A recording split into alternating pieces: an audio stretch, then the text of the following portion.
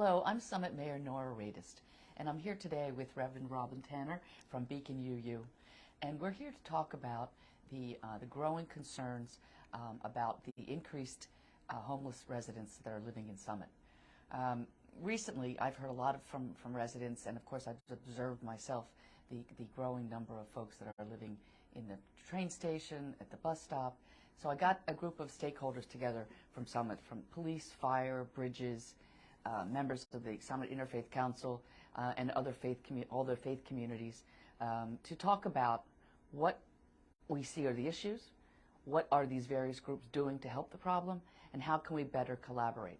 And from that, we've created a working group that includes members of the faith communities, Atlantic Health, SHIP, Grace, Summit Warm Hearts, and the Interfaith community. So they've been working, and I would like to talk with Robin today to explain some of the things that this group is working on, and then we'd like to talk with you in the community as to how we think that you can help us. We need help from the members of our community. So first of all, Robin, can you talk to me about Summit Warm Hearts? Absolutely. So Summit Warm Hearts really has kind of two components. We think of the day program and then the overnight program, which really kicks into high gear this time of year. We have seen our numbers of participants in the program triple, so we've got about 33 individuals now in the overnight program. Our overnight program, sponsored by the faith communities throughout Summit, creates shelter in houses of worship 7 days a week from November 15th through March 15th. And we rotate amongst three houses of worship. We're really grateful for our partnership with St. John's Lutheran and Fountain Baptist, and then also Christ Church. When people come, when our neighbors come to this program, they're able to get a warm meal, certainly a warm place to stay, and also community is created in our overnight program.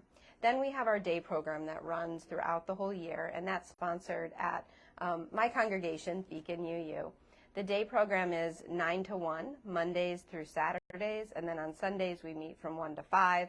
There are meals, warm showers, and again, more community opportunity for connections.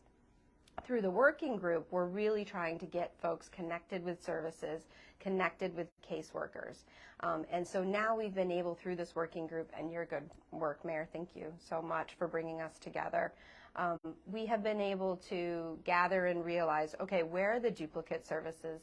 Where are the gaps? Where are we going to be able to work even more closely together? So we're making sure that caseworkers are there, that Atlantic Health is coming in, Bridges, Overlook, coordination with SHIP and Grace to look at food insecurity, and really take a holistic approach to the crisis we're in for housing and food insecurity here in Summit.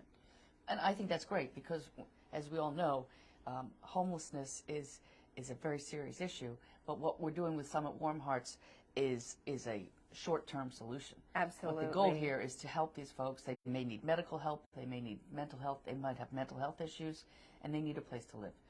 So that's, I think, so important that you have these caseworkers that are involved and that we can look at long-term processes. Exactly. We're really approaching it from, housing stabilization and entire services, and like I said, the holistic approach of what folks really need. Our first crisis that we recognized is that a train station is no place for folks to be able to even consider the long-term solution. So now that we are able to provide that shelter, provide a safe space, we're better able, and folks are better able, our neighbors, to have these conversations around what services, what are the long-term plans for much more stable housing. And we're seeing that already. We're seeing folks who are getting connected to services, and hopefully soon will no longer be unhoused. So yes, I think it's great that they can get warm meals, but how are these meals provided? I mean, who's doing the cooking? Yeah. So the meals are provided by an incredible group of volunteers, coordination with Grace. In some cases, SHIP is also providing. And we need more volunteers, but our real pinch point right now is the providing funding for the overnight program. It costs about $2,500 a week.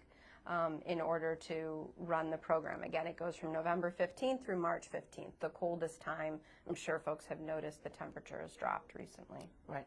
So you need some help, some financial support from our community. I think, have you set up a GoFundMe page? We have. perhaps? We have. Do you have the information for that? We do. Right. Yeah. Yeah. So how would you find it if you went online?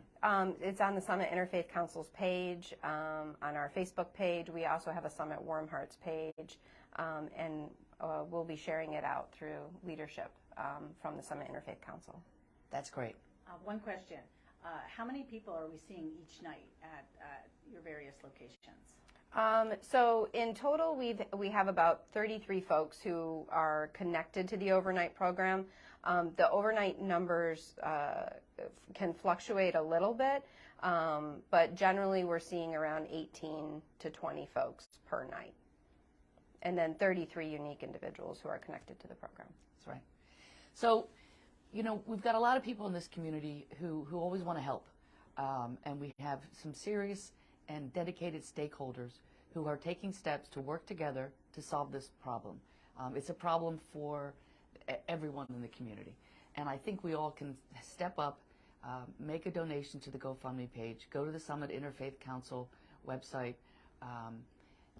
and dig in and make a donation, because this is a problem for these folks. Many of them can't help it, and the goal here, what I'm most excited about, is that this group of people who are the stakeholders are looking for ways to make a serious impact on the lives of these homeless residents, find them housing, and help them get the services they need, because no one wants to live on the street. That's right. And it's just not the right way to go. Yeah. And like you said, Mayor, this is a joint effort between city agencies and local community groups. Absolutely. It's not just the faith communities. It's not just nonprofits like Bridges and Grace. I'm putting my currency behind this effort. And the city, the police are involved, the EMS, we're all working together. On the schools, they're very heavily involved as well. So this is something that the city is taking a leadership role in trying to help these organizations do everything that they can to solve this problem. And Mayor, if I may say just quickly, the joint effort is critical to not only meeting folks' needs, but also the city's initiative on this is foundational for a long-term solution. And we're so grateful, not only for the working group, which practically is dealing with the day-to-day, week-to-week, Right. but also with the vision that's being cast for what's possible here in Summit and the ways that we really could resolve a crisis that, although it's not unique to Summit, we may be positioned to really live into the generosity that is our story. Yep. We have certainly a generous community. Yeah. And I will post a link. We will post a link to the GoFundMe in the comments on this post. That's great. People can find it. So that people can find it in the comments to this post. That's terrific. Thank you. Well, thank you very much for coming in. Thank you for all your hard work. Thank you. I appreciate it, and happy holidays. To you too. Thank you.